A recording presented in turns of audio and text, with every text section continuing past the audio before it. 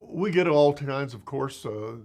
Sometimes we refer to them as deer in the headlight, a concept we always use in the U.S. when you go into boot camp for the military or you go into the academy, basic academy for police. You see in their eyes, what am I doing here? Or what's this all about? You see a little bit of a frightening look.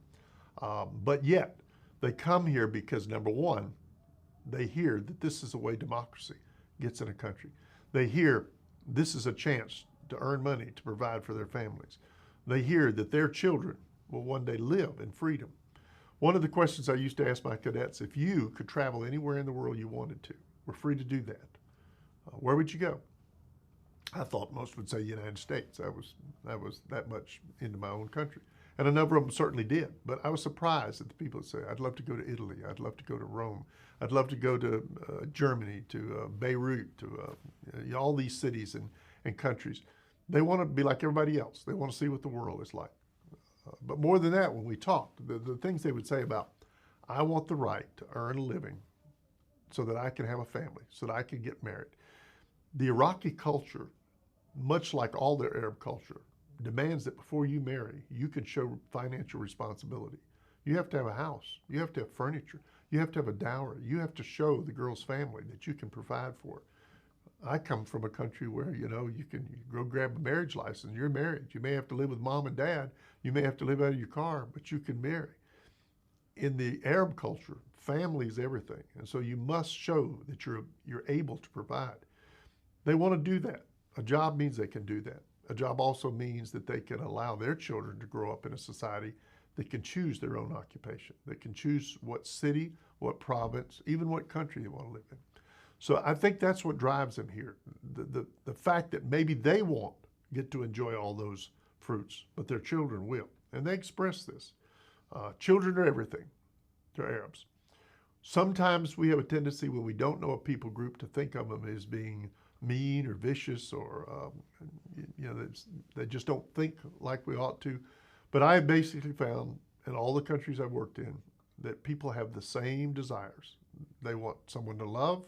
They want children they can raise and enjoy. They respect and want to grow old with their family. They want opportunities to excel. That's no different. To me, democracy affords that chance. It's rough to see a democracy give birth to a country, and there's pain and suffering. I don't like the deaths. I don't like the bombings. But I know if we persevere, two things can happen. Number one, there will be a democracy eventually for Iraq. And secondly, when you deal with terrorists in this side, in the countries where they're trying to take over, you keep them from going to other countries. You set a mark. You show that this will not be acceptable. Iraq, unfortunately, is the country that is suffering now. Iraq's a great country in resources, natural resources. It could be a breadbasket for many parts of the world if it stabilizes. So there is hope there, and police are the ones who maintain that order to see it happen. I like to tell the cadets that the world is watching Iraq. I let that sink in a moment. I say, nations around the world are watching to see what happens in Iraq. They want to see if democracy will work. They want to see if Iraq can take its place in the international community of nations. This instills pride in a lot of the cadets. And then I look at them and say, you represent your country. You represent your family. You represent your future of your children. You represent your God. It's up to you to go back and protect and serve Iraq so that your children can live in peace, so that your children can grow up healthy, so that your nation, which is a nation rich in heritage, will take its place in the international community. And one day I would hope to be able to work with you as colleagues on other missions to help bring democracies into the international community. Inshallah, it's up to God. God's will, but He uses you to see that it happens.